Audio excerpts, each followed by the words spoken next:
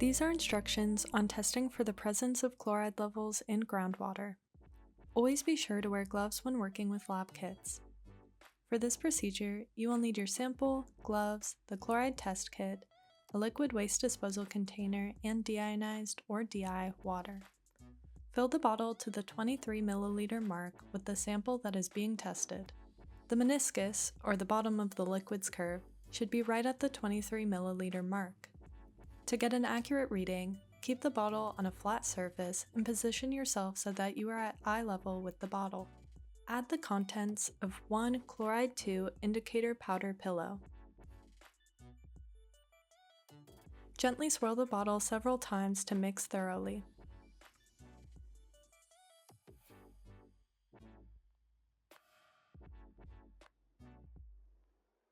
Add the silver nitrate titrant drop by drop to the water in the mixing bottle while holding the dropper in a vertical position.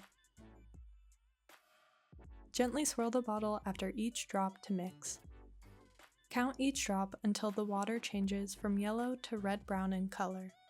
If the solution turns a reddish-brown with the first drop, then the concentration is below the test range. Check out our video on how to perform a dilution before running the test again. Here is one example of how your sample might turn out, but note that colors may vary. Finally, empty the contents of the mixing bottle and clean it using DI water.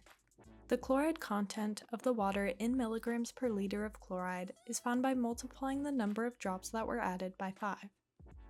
To express the results as milligrams per liter of sodium chloride, multiply that value by 1.65. Thanks for watching!